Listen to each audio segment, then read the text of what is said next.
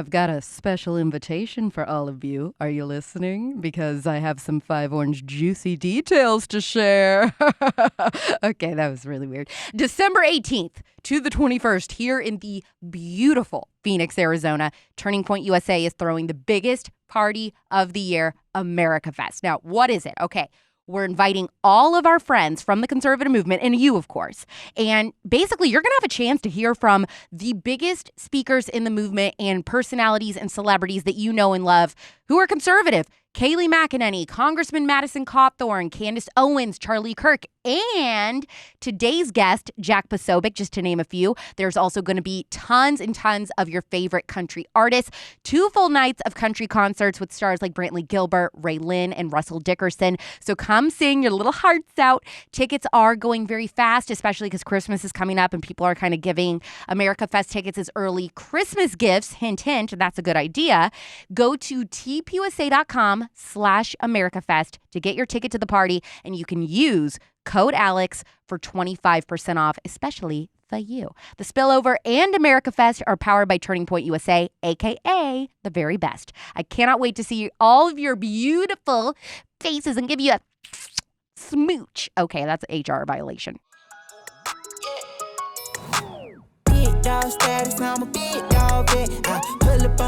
The best time of the week is back, baby. The Spillover with me, Alex Clark. I love pop culture, politics, juicy headlines, and obviously, cute conservatives. We also have a big weakness for crime stories. So today, I have got the scoop on an organization with an agenda that's pretty sus, if not potentially criminal.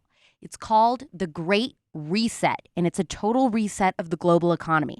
And basically, COVID-19 was the catalyst to get this done. And before you at me, know that this is not a conservative conspiracy theory or something weird like that. It's being openly discussed by people from all backgrounds. Last year at the World Economic Forum, they announced publicly that they were launching the Great Reset Initiative.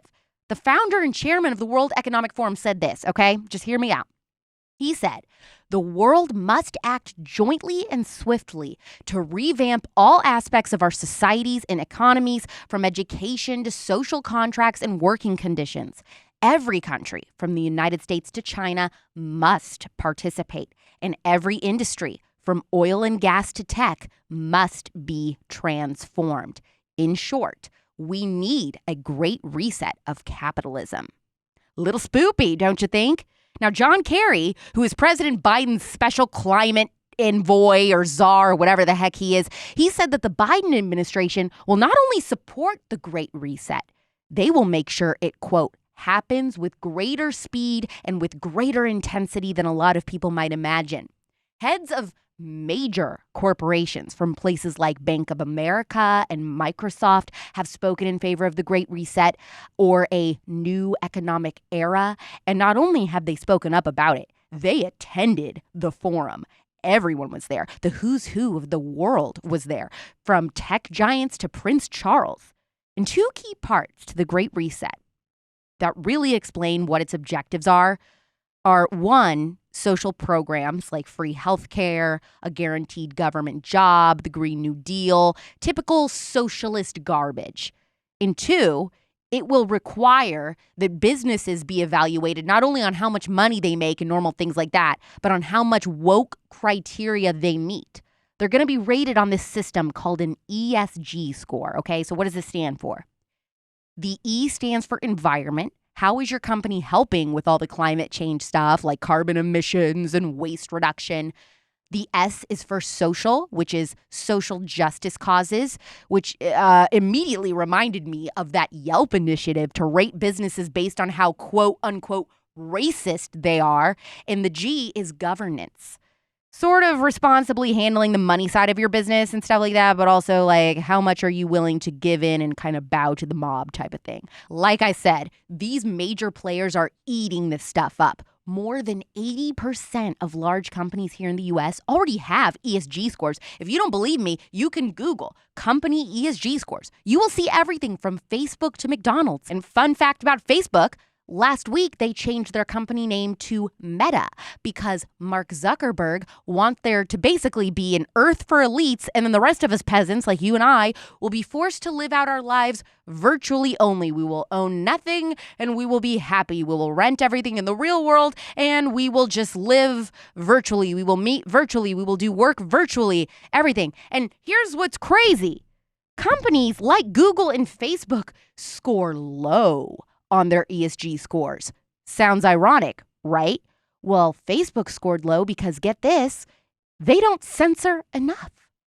My question is, if Facebook level censorship isn't good enough for these globalists, what is? How much more can we censor people? The whole point of this ESG rating system with the Great Reset is to essentially see who is with the woke and who is against the woke, who is willing to play by their rules and who isn't. Companies that don't play along will be punished by not being able to create bank accounts and things like that. And I know what you're thinking. Why would a company alienate half of their customers by, say, censoring, all of their conservative customers? That's a lot of money that you're missing out on, right? Well, those at the top of this Great Reset agenda are richer than all of us conservatives combined. We are nothing to them, and our money equates not even a drop in the bucket compared to their wealth and power. The goal is to turn us into a renter society, one where you will own nothing, like I said, and like it. Well, I don't, and I know you don't, and I know Jack Posobiec doesn't. So, joining me today to chat all about the Great Reset and the future of China in America is the senior editor of Human Events, host of the show Human Events Daily, author of the Antifa, Stories from Inside the Black Bloc, TPUSA contributor, and Twitter antagonist extraordinaire. He's also my friend and the first big conservative to pay attention to my work and even believe in me before I ever worked at Turning Point USA, which a lot of people don't know. Please welcome my friend, Jack Posobiec. I'm just being completely honest, Jack. A slogan like the Great Reset seems very conspiratorial, but this is very real, isn't it? Is it already here or is it coming soon? Yeah, no, you're in the Great Reset. You're living the Great Reset. The Great Reset was at the World Economic Forum. So, Davos, which is this huge organization, and it's this huge meeting that's held in Switzerland. They took time off for coronavirus, for COVID-19. Now they're bringing it back. They literally meet top of the world, and these huge Western elites, massive power over finance, over militaries in the West, some of the most powerful military forces in the world, of course. They meet and they decide essentially how they want the world to be run in the West. And these people control trillions and trillions of dollars of wealth. BlackRock is a huge part of this group. And so the World Economic Forum, which is run by Klaus Schwab, is the one that puts on Davos every year, and they have all these various members. So they came up with the term Great Reset. June 2020 was the first time this was held. And what they said was, because of the auspices of COVID-19, that because all of economic activity had kind of paused, right? It's sort of like the world kind of took a year off, especially in the West, that they said a lot of these things, like the Green Movement, the Green New Deal, a lot of the ways that they're planning to reform, what they call it, reform market capitalism, reform our economy, reform the way everything is done. They're going to kick it into high gear and introduce things that they had been planning to introduce maybe 5-10 years down the road. They're going to do it now, and they're going to do it all at once. They're calling it what? Stakeholder capitalism, collective capitalism, if you will. And the idea being that these companies are going to be pushing this idea of a shared governance, right? So have you heard this phrase ESG? Yes. I talked about that and I explained all what ESG is, the scoring metric that they're going to use. So ESG is a corporate credit score. So China has this idea of a social credit score. Well, now the ESG is your corporate credit score, your corporate social credit score. So you are now being told by these corporations, everyone's given a rating. The same way that, if you went to go apply for a credit card, if you went to go apply for a loan, like they would do your credit rating, do a credit check, right? Well, now these companies, if they want to get a loan, they have to do an ESG check. And by the way, this applies to some of the most powerful, this applies to Facebook, this applies to Zuckerberg, Twitter, Dorsey, etc. All of them. If they want to get more money, if they want to get more loans, if they want a better rating for their stock prices, then they have to go through this ESG system. And this is what's being pushed by BlackRock and Blackstone, some of these massive What they are is essentially they're money management firms. And so there's a difference between a money management firm and an investment firm and all these other different types of things. But the basic way to look at it is this. You are seeing the implementation through what's called the Great Reset of left-wing woke ideology, the Green New Deal, all of these different economic forums, all these different economic agendas through the corporate sphere, not through Congress, not through the laws. Remember Schoolhouse Rock, and they tell you how a law is supposed to get passed and it gets voted on. I'm just a bill. Right, yeah. They've completely bypassed that system. And now it's going to come. So the Federal Reserve makes loans to these massive wealth managers. Then they are the operations arm of the Fed, and they essentially push this out throughout all the rest of these companies. So money printing, right? People talk about money printing. They've talked about it. It's called quantitative easing. But what it is that loans are given out to these massive corporations. Now, you or I can't go up to the Fed and say, hey, let me get some of that money. Let me get some of that printed money. No. These are people at the top of the top. You're talking about absolute billionaires. You're talking about the hedge funders, the richest of the rich. They are getting access to it, and they're completely, massively flush with let me explain something.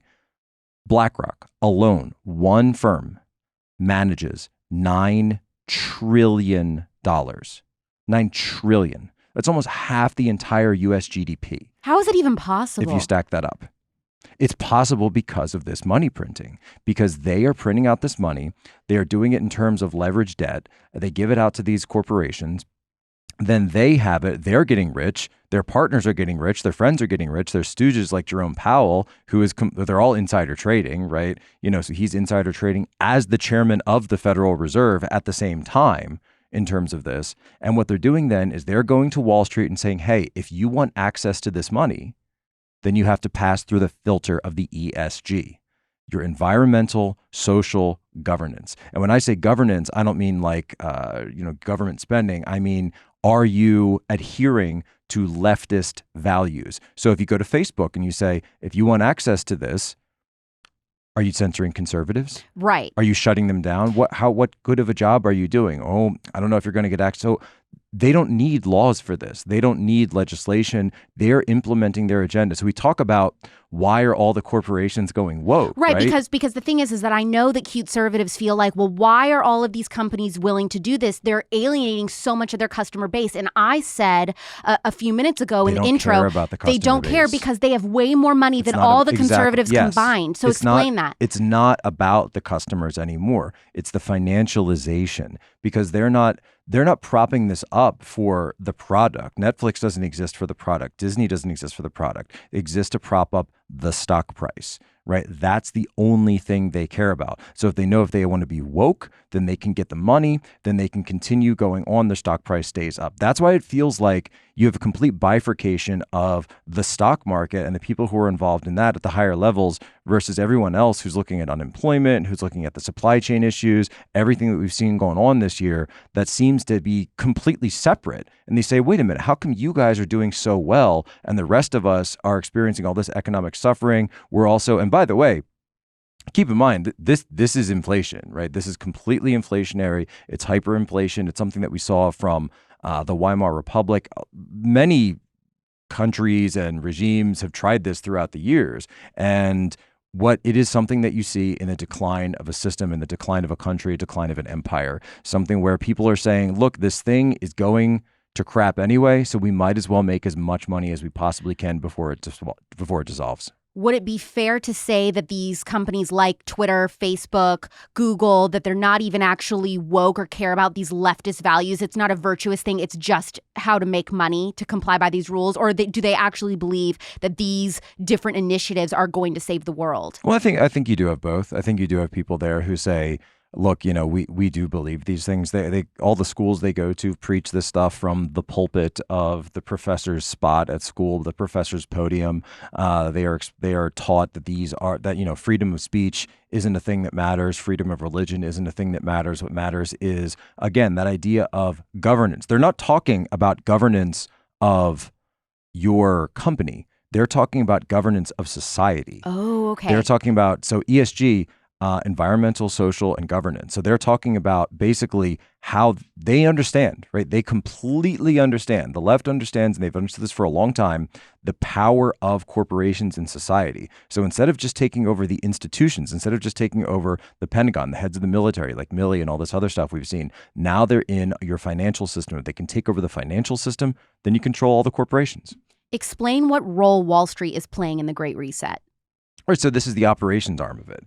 So Wall Street, the companies that get money, the companies that get better loans, the companies that hedge funds decide to go with, they are the ones that have the higher ESG score. And as we said, that's your corporate social credit score. So if you are playing along with woke values, if you are pushing this, if you are making sure you deplatform conservatives, debank conservatives, right? That's not allowing conservatives to have access to the financial system. And if you are following along with any of these, they'll also push these green initiatives. That's one of the huge reasons that we have the supply chain problems we do. That's why there's problems in trucking, there's problems in ports, is because they're pushing all of this green crap at a time where the market and the infrastructure just isn't there for it. But it doesn't matter because these companies are the ones, number one, that stand to profit from it. So it really is one of those things that at the end of the day, it's about some of the oldest things in human nature, some of the oldest things in human history. It's about money, it's about power, it's about greed. And because of people like Larry Fink over at BlackRock, they're going out and they're pushing their values across the rest of America. At the same time, what we also need to talk about is the fact that these firms are now looking into buying up single family housing, right? So the single family housing market and the fact they are keeping interest rates low. That's so that people like you and me, millennials, and then people like Zoomers, they want to keep interest rates completely low. That means all right, put it this way. Do you have a bank account? Yes. Do you have money in it? Yes. When you look at it, does your money actually grow or is it kind of the same? It's the same. Every time. Well, it didn't used to be that way. You used to be able to see 3% growth on a savings account. We don't have that anymore. We don't have it? No, it doesn't exist. You have, if anything, you have lower, if you have money in there, I would say try to invest it. Get out of cash right now because into inflation, Bitcoin. So Bitcoin is a hedge against that. Bitcoin is definitely a store of value for people looking at this entire system and saying, if the Fed continues, right, its inflationary policies of printing more and more money, well, that means that over time, your value of your savings, if you have savings in cash, is going to go. So why is Bill Gates buying up all this real estate? Why is BlackRock buying up all this real estate? Because they know that real estate is going to maintain its store of value. It's always going to maintain its value because people always need land. You need somewhere to live. You need somewhere to grow crops. Now, the difference is they're going to be the ones that own it. You're not going to be the ones that own it. You're going to be the ones that live on it. As a renter, you're the ones who work there as a sharecropper or whatever else as a worker. They want you to be a Russian serf. They want you to be someone, this is the phrase, right, from the great ad of the Great Reset, you'll own nothing and you'll be happy. And I want to read something to you that I actually pulled up before the show, and it's perfect because that was the phrase that came out of the ad for all of this. But this is an actual quote from, listen to this, World Economic Forum, 2016 annual meeting of the Global Future Council. Welcome to the year 2030. Welcome to my city, or should I say, our city. I don't own anything. I don't own a car. I don't own a house. I don't own any appliances or any clothes. It might seem odd to you, but it makes perfect sense for us in this city. Everything you once considered a product has now become a service. Okay, this is horrifying. They said 2030? 2030. So we have less than 10 years and you believe that this is going to be accomplished? I'm repeating what they're saying.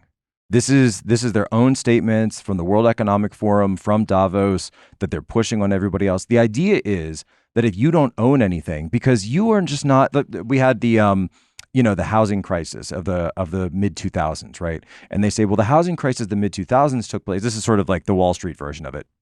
Well, that took place. It wasn't our fault for selling people subprime, or giving people subprime loans, and then having the government come in and back that up. No. It was your fault because you shouldn't have taken that loan when you couldn't service it. So, here's what we're going to do now. Instead of you being the landlord, instead of mom and dad being the landlord, and people having a second house that they rent out, and then they use that to generate wealth. This has always been traditionally in American history. The way that families have accumulated wealth over time is through real estate. You own the family home, then That's passed on. Then there's money that's passed on from father to sons, et cetera, all the way down.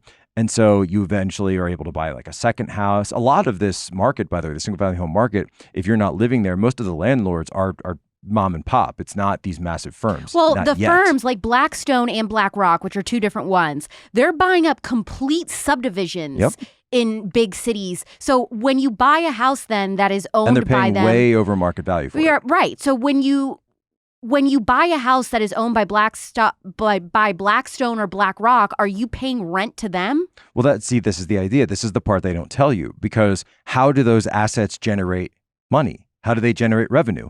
Off of you. How? Because you are going to be going in as a renter. They're getting the loan for half a percentage from what you're getting there, or maybe even a third of what you're getting. They are able to get out loans because they go to the bank and the bank says, well, do I want to loan money to Alex Clark and Jack Posobiec, or do I want to loan something out to BlackRock, which is this massive firm that I know is going to be good for it. It'll never have any problem. So sure, I'll give them a preferential rate because look at how much money they have, obviously. Well, then the problem though is what happens when they corner the entire market and then I can't buy anything. So, oh, guess what? I'm going to be a renter.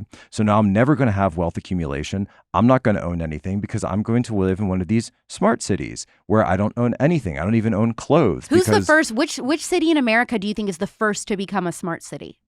Well, I don't think that any of cities are actually going to become smart cities. I think this is just what they're changing for ownership. So the idea is to take the individual, take families, take citizens, take middle class and working class and millennials and Zoomers, and to remove them from the ownership of they're taking ownership and the ability to generate wealth completely away from you. Completely away. They want you to be serfs. So we're going to go back to having land barons. We're going to be going back to having peasants where we can work on farms that are eventually owned by Bill Gates, right? And so who are those people going to be? The peasants. Right. That's all of us. That's all of us and our kids. The scariest thing you said is that we won't be able to own clothes, Jack. Right. They're looking at that the exact same way. They want clothes to be a service have you heard of Rent the Runway? I use it. It's already started. No! It's already started, I'm Alex. participating in that into the world. It's already started. So think of it, right? It's the same idea though. You will own nothing, right? So oh my gosh, I'm so freaked out. Yeah.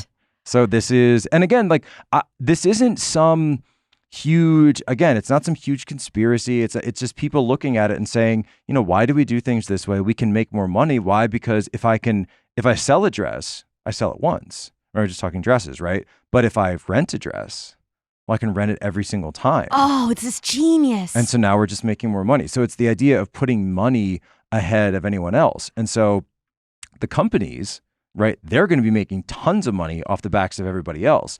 And then you are just going to be a renter, a consumer class. You're never going to amount to anything. Your kids won't amount to anything, because unless you can break out of that system, then you're not going to be able to accumulate wealth. You'll never be able to go through what's really been one of the greatest engines of wealth accumulation has been the United States and the free market and the ability to go from working class to upper class, right? That you don't see that in other countries the way you do in the United States. But you mentioned before about cities. Now, of course, this isn't going to work in cities because you have places like Washington, D.C. where they try this, but at the same time, they're also allowing crime to go rampant. We've had bank robberies in DC this year, like legit actual bank robberies where people come in with masks and guns, everyone on the floor, bank robberies. But the FBI wants to go after, school boards and parents and teachers and everything. Then we have drive-by shootings. People were going around. Just recently, someone was standing up through their sunroof, just running around and just shooting people indiscriminately in Washington, D.C. This is our nation's capital, right? So our cities are descending into madness. They're absolutely descending into madness. This is why I tell people to get out of cities. This is why a lot of people right now are looking into homesteading. And I just say get out of cities because this entire thing, and because, again, if you don't own anything, if you don't have ownership in your community, if you are a renter class, then you're itinerant. At the end of the day, you're itinerant because it doesn't feel like your community. This is, funny enough, this is actually the plot of RoboCop, right? This is seriously, the company owns the city, then the company owns the police, and then it just goes out of control, and then they have to find some way to deal with the crime. So they make like a cyborg. And then that gets into the transhumanism, which is also coming up right now. Thank you very much, Elon Musk and Neuralink. So a lot of these things that were once science fiction, like when you and I were kids, this was science fiction. Now it's becoming potentially reality. And we actually have to look at that. And by the way, all of this can be changed. All of this can be changed if people, number one, understand what's going on. Understand, like if you go to somebody, I wouldn't necessarily say, hey, there's a great reset happening and they're going to own everything and they're taking it all away. Don't do that. Just say, look, I think we're getting into a situation where these big companies, because of the money printing that's going on, they're getting flush with money. The money managers and the hedge funders are making, this is why the ape movement exists. This is why economic populism exists. This is why, GameStop and AMC and so much of these are going up as a way to kind of respond to all of this corruption. And understanding that it is an economic rigged system. Learn financial literacy. Listen to Dave Ramsey. There's a reason that they want to keep you financially illiterate. There's a reason they don't teach you the difference between a credit card and a debit card, when you're in school, but they'll teach you the difference between magma and lava, right? This information that's just essentially useless in the real world. So learn financial literacy. Start with Dave Ramsey or someone simple, then graduate to Richard Kiyosaki. He does Rich Dad, Poor Dad, learn dollar cost averaging. Crypto is a great example of this. Crypto is something, especially Bitcoin and the power of blockchain, the fact that it's actually decentralized. So a lot of crypto right now is issued by companies, right? A lot of the Ethereum, XRP, et cetera. So there's a possibility that might get classified as a security, but Bitcoin isn't tied to anything. It's completely decentralized. And so it's set up in such a way where you're taking government corruption out of it because no one controls it. And that's the beauty of Bitcoin. So you can't control it. Why is somebody like Elon Musk then, who you're saying he's kind of working against us then, but he's also promoting things like Bitcoin? So he's kind of working with us. So because Elon Musk has profited off of the system for the entirety of his career. He's someone who understood how to game the system, who understood how to be the visionary, but also play this game of ESG and the green movement into making vast amounts of it. He completely understands the game, but he's also smart. He's very smart, very highly intelligent. He understands where this is going. He understands that this isn't going to work forever, that it's not going to exist forever. But then he still went on Saturday Night Live and he bashed Bitcoin. He made fun of it. He belittled it. He mocked it.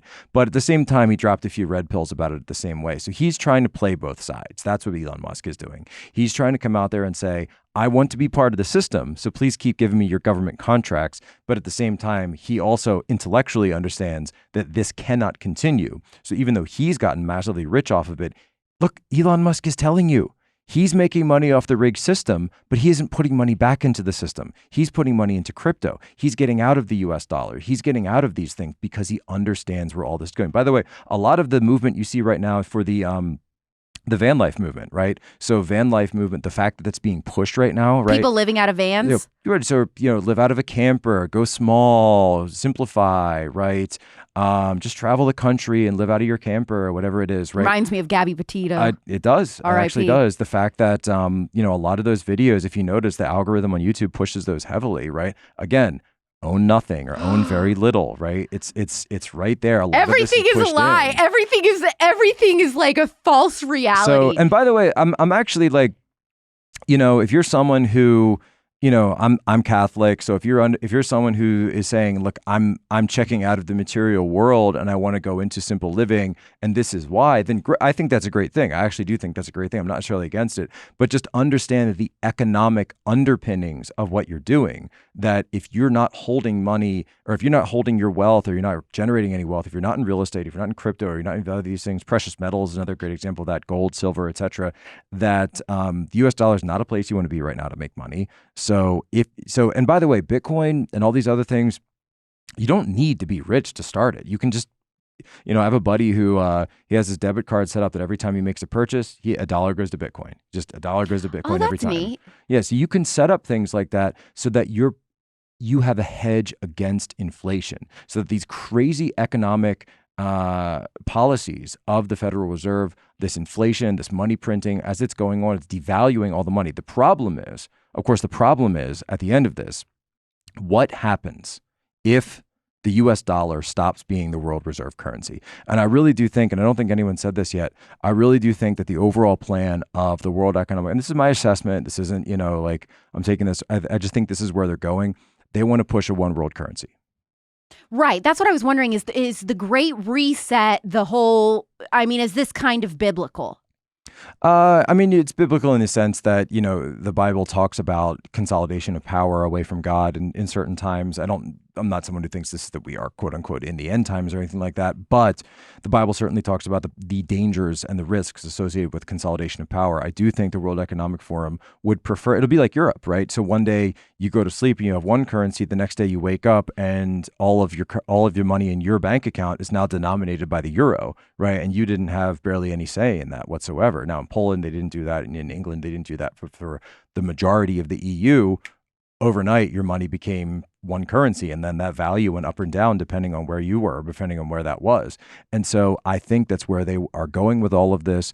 I think that they want the US dollar and all the other currencies that are out there to be under. The euro was the test bed for this. It was the test bed. They want it to be a situation where, again, they are able to control this. Now, what's interesting is you have kind of a power play there between the US and Davos when it comes to this, because the U.S. is saying, whoa, hold on. Even U.S. elites are going to say, wait a minute, we like being the ones that are at the top of the food chain. What you guys are proposing seems like it would diminish our standing. So you do have some kind of Game of Thrones internecine inter-elite battles there between sort of the great houses, if you will, to carry on the Game of Thrones perspective.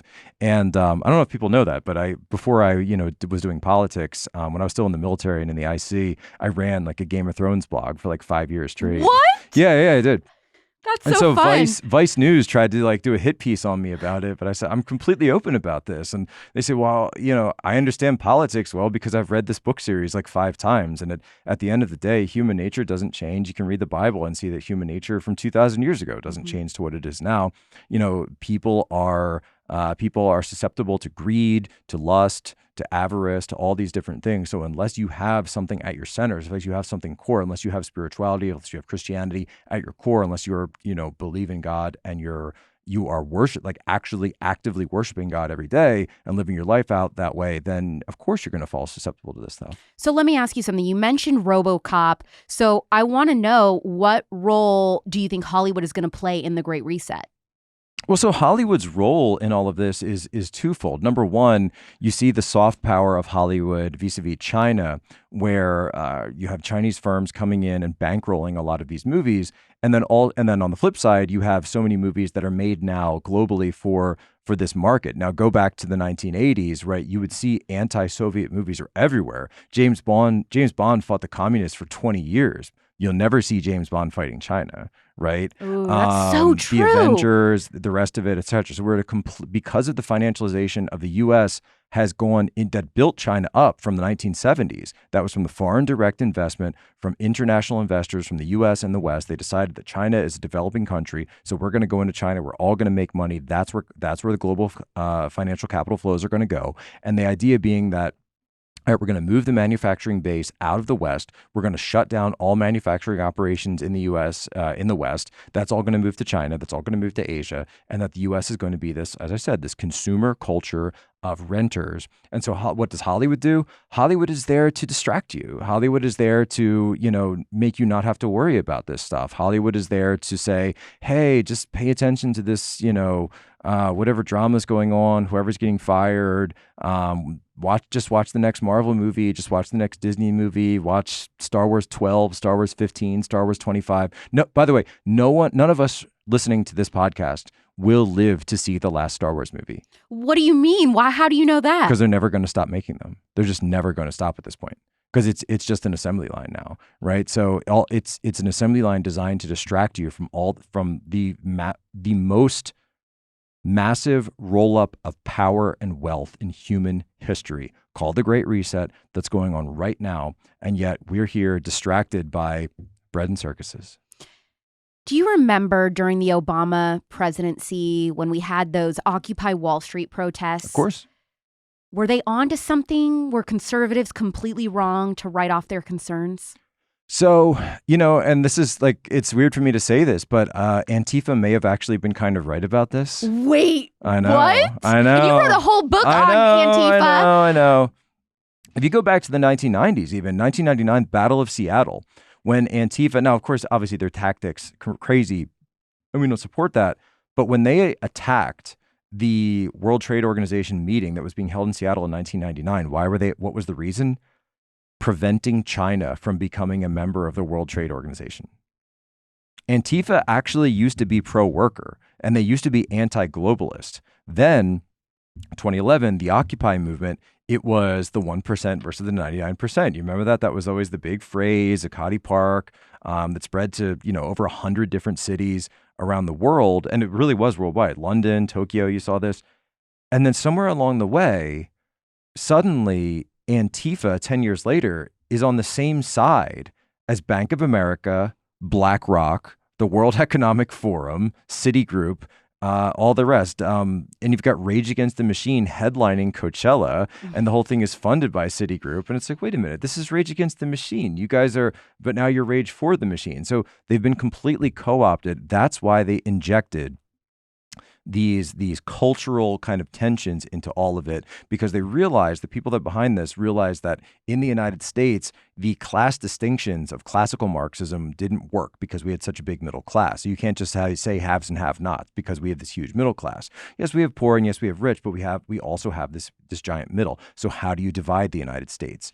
Racial, ethnic, gender, anything else under the sun, these cultural categories that you can put everybody into and then divide everyone that way. That's the difference. So Antifa now has been co-opted by everybody else to be on that side, which is actually, and this is something that we do talk about in Antifa book, where they have become the shock troops of the ruling class, the shock troops of the World Economic Forum, the shock troops of the people to go after anyone who's an actual populist fighting against these things, right? They will be the ones sicked on you. Antifa will be sicked on you. Anyone who stands up against this, Antifa or Antifa tactics will be used against you. What does that include? Doxing, personalization, going after yourself, putting your name up, which leads to stochastic terrorism, which is essentially that, they just demonize. Kristen Sinema, great example of this earlier this year. Yes. When, she stands up and says, I think this bill is fiscally irresponsible.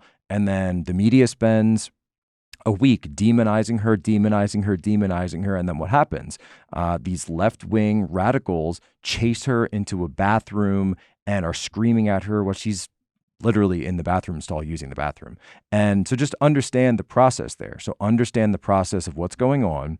Understand that this is a tactic. It's all being done to serve these higher purposes. And these people are being used. They're being completely exploited. They don't even realize what they're doing. They don't even realize what interests they're serving. They have that phrase, who do you protect? Who do you serve? And I say, do you guys ever ask yourself that question? Like, who are you actually serving when you're destroying the mom and pop businesses in the inner cities, burning them down, smashing them, and then places like BlackRock, Blackstone, Amazon, Walmart, Jeff Bezos come in and purchase up all that property, and that family that had the place for 40 years, 50 years is supposed to just fade off into nothingness? Who do you serve? I want receipts. Who in the conservative movement is compromised, Jack, and working against us with this great reset crap? Well, I do think that you have a lot of people that come from the libertarian kind of background to this. Not the Mises Institute. I think Mises is actually not part of this, but you do have people that come to it from a libertarian perspective that will say, hey, these are just companies.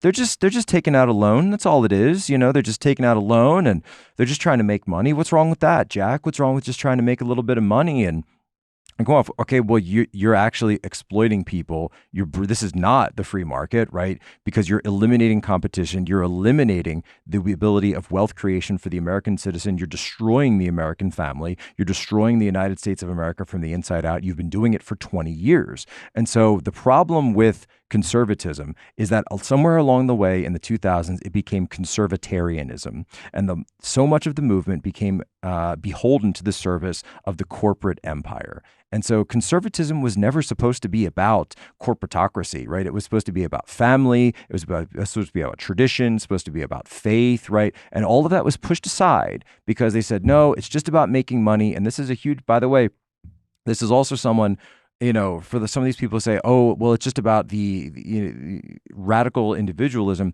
Well, when you have a hyper focus on the individual, that's actually what leads to wokeism.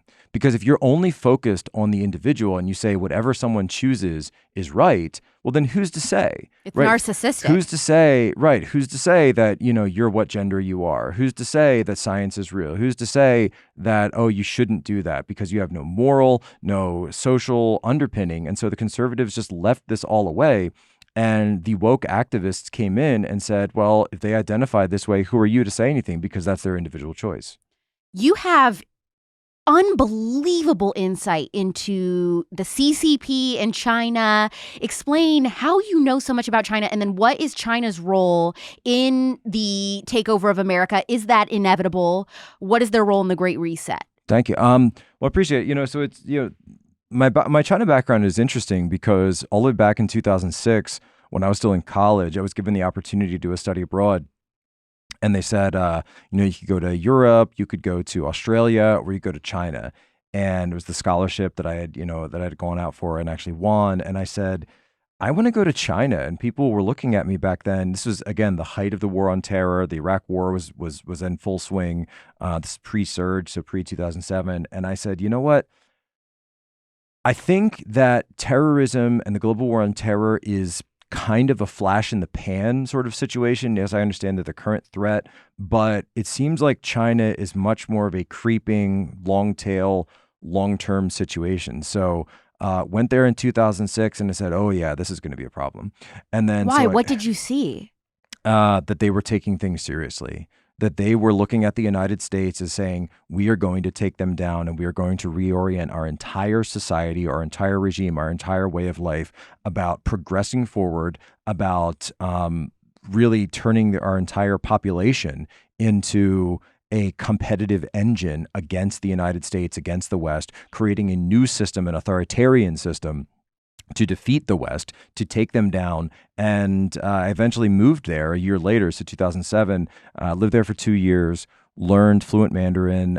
Wait, can you say subscribe to the spillover in Mandarin? Oh, 你真是要听到这个 spillover 的一个podcast. Oh my gosh, I love that. Okay, so you moved there, you learned Mandarin. 非常感谢. So, we learned Mandarin, and then I started out working at the American Chamber of Commerce, and then I was eventually working in international business in Shanghai, traveled all around.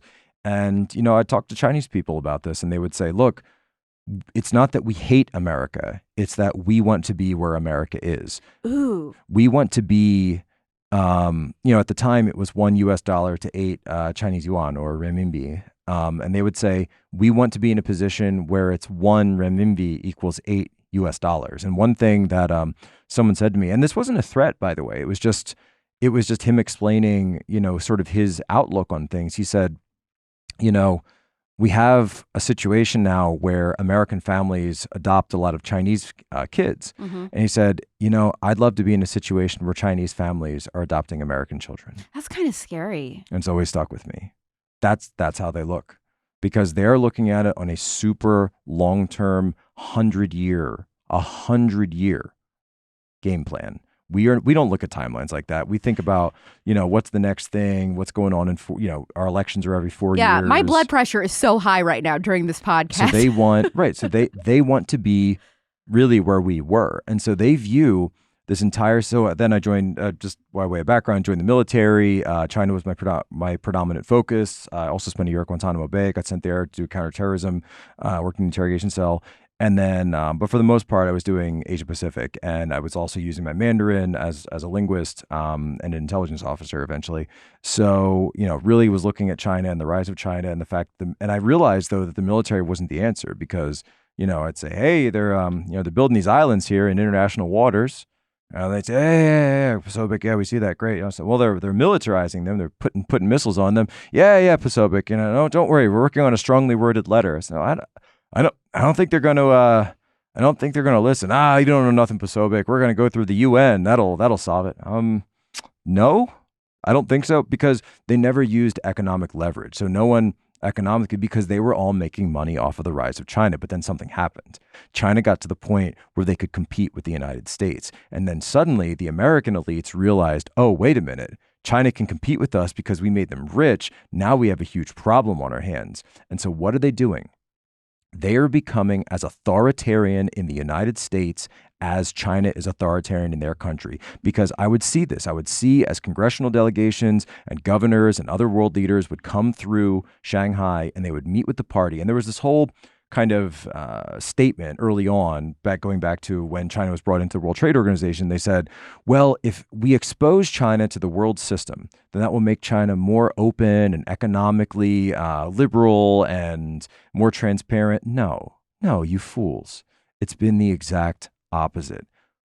Our exposure to their system made our elites more authoritarian. And the reason they're conducting this great reset, the reason they're pushing this ESG stuff, the reason they're pushing this hold, and Charlie Munger, whose business partners with Warren Buffett, some of the richest people in the country, they are telling you openly they want China's financial system. They want the power of the CCP over America's markets, because they know if they have power over the markets, and they have power over essentially everything. They want to fight China through authoritarianism. So they are going to make our country more authoritarian, while they're becoming filthy rich off of rigging the system against us, that they think this is a way to protect their wealth against China. So they've realized that it's gotten too far and realized that they've essentially created a monster.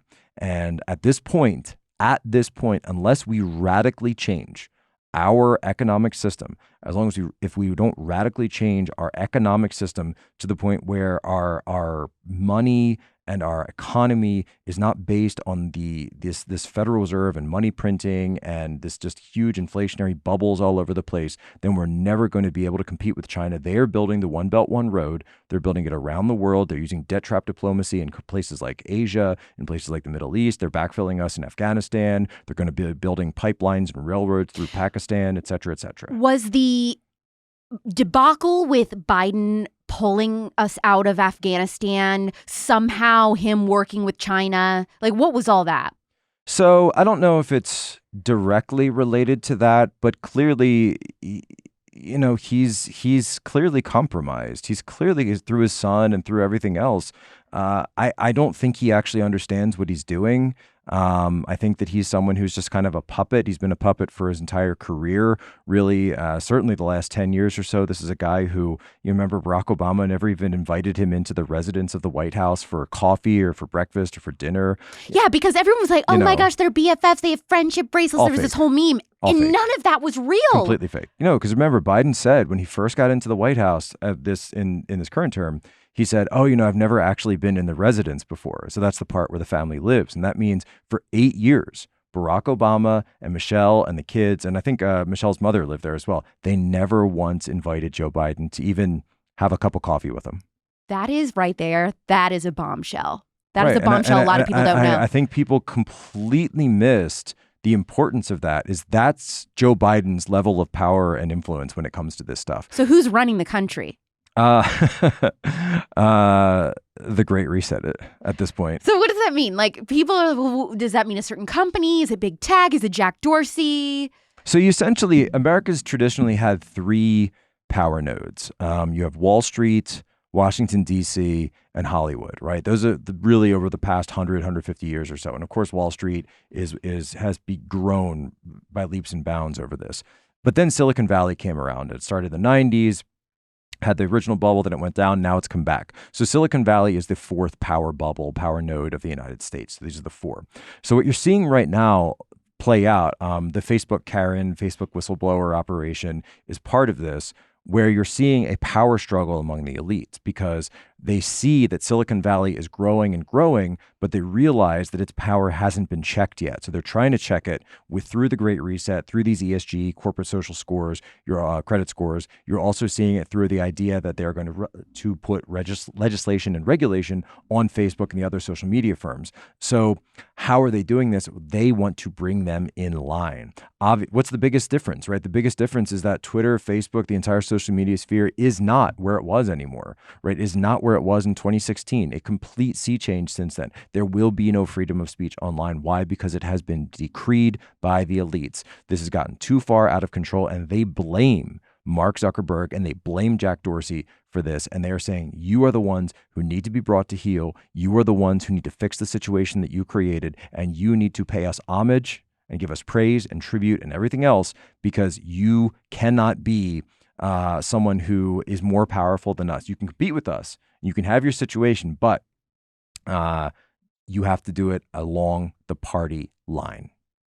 Popular conservatives like Candace Owens and Glenn Beck have been touting this idea of we're very close to World War III. We're a lot closer than people think.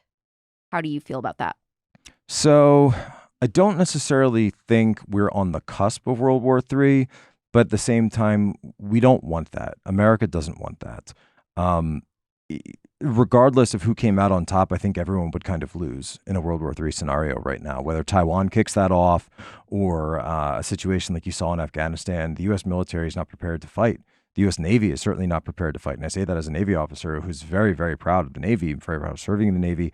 But we are not seeing a military corps that is prepared to do battle with a near-peer competitor like China or Russia or Iran right now. It is absolutely something that would not go well. And so, you get into these situations where I don't think people quite realize how bad that's going to be. I don't necessarily think it's going to happen either. I think that China wants to continue their slow rise. I think they want to continue rotting us, flooding us with fentanyl, keeping our people. The opioid crisis is because of China. It's part of the China goal of rotting America, doing all this gendered confusion stuff and race wars and all of that? Well, unfortunately, no. Actually, you find that a lot of this woke stuff actually comes from just corrupt American elites and corrupt Western elites. China doesn't quite understand it very well. They are actually banning, by the way, portrayals of LGBT in China in terms of media. They're banning private ownership of media right now in China, including news media.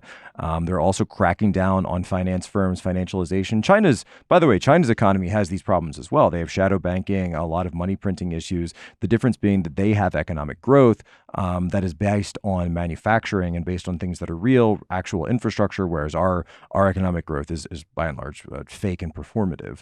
And so they have the ability to actually put out, say, look, here are our exports, we're building these things, we're building these products, so the wealth actually goes back and stays within China that they're extracting from the United States, whereas because in America, nothing is built here, so the wealth doesn't stay here.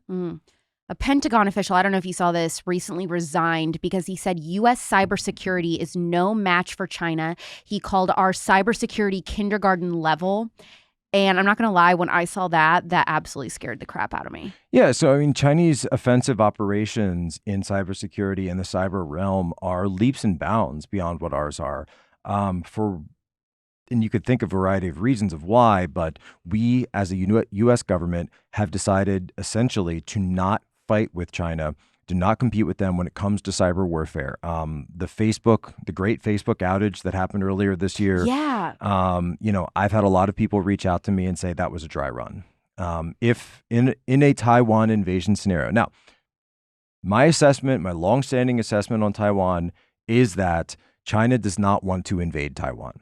That China, the CCP, wants to take over Taiwan the same way they took over Hong Kong. They want it to be this one country, two systems. They want it to be peaceful. They want to just slowly isolate them from the rest of the world. And they've done this over the past 30 years. Isolate them from the rest of the world, be their only economic outlet, cut them off from the rest of the world in terms of their economic growth. They are Silicon Valley West. They make all of the most sophisticated microprocessors and the circuits. That comes all out of Taiwan. That is, now I wish it was in California. I wish that was in, Silicon Valley. That's why it's called Silicon Valley, right? By the way, silicon, right? But it's just not true anymore. It's Taiwan largely. And so that is a strategic, if you want your microchips and your computers and your cell phones and your F-150s, right, that's coming from Taiwan circuits. Now, if China takes that over, and then if China, either makes a deal or is able to peel South Korea away from this, you've got the CCP in control of all of it. And they want that done peacefully because of the massive amount of economic and technological leverage that would give them over the rest of the planet. So they want this to be, again, they look at things from a 100-year timeline. So they isolate Taiwan and they say, hey, do you want some loans?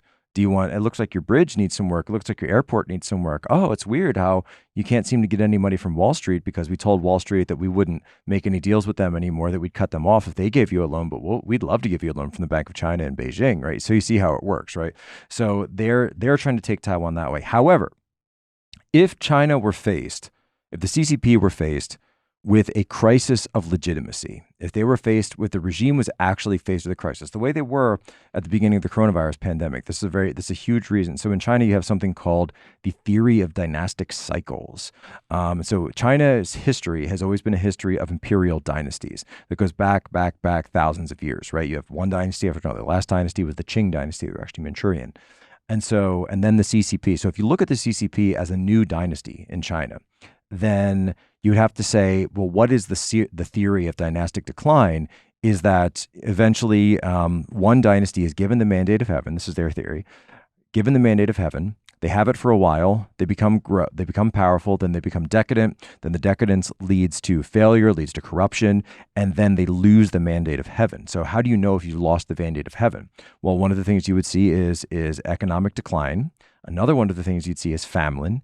And then the final one you would see is pestilence. And what is all that? Like disease. So a widespread disease arriving and then arising and spreading throughout your country could be seen as losing the mandate of heaven, almost like a pandemic, shall we say. And so when this happened, Xi Jinping, of course, understands Chinese history far better than I do. So one of the first things he said about it was that this virus is a demon from hell.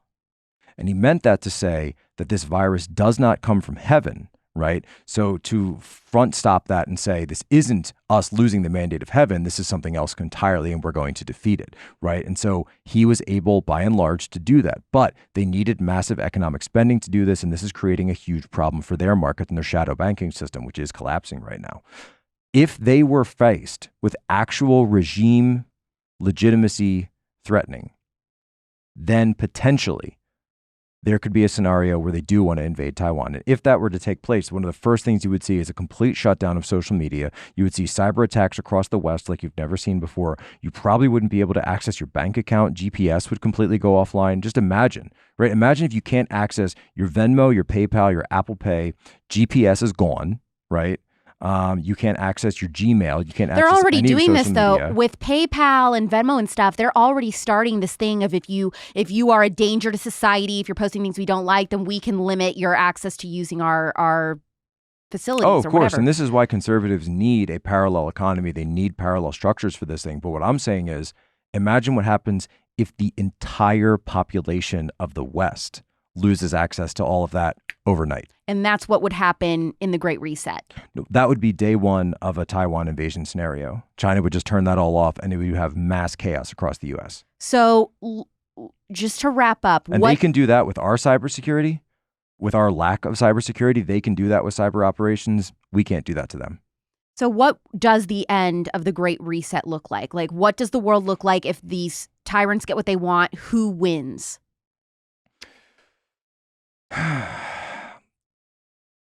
The United States isn't playing to win right now. The American people are focused on bread and circuses, by and large. Not everyone, certainly not people that are listening to this podcast, people who listen to us, but I think the vast majority out there are not paying attention to these things. But I think that I do see changes. I do see ripples, with the vaccine mandates and some of the other things that have been out there because the authoritarianism has crept in and it's become too overt. And it's become too in your face and in your grill that people are starting to stand up. And I think people are trying to wake up. So that's, what they call it, the Great Awakening. And that's the only possible answer you can have to the Great Reset.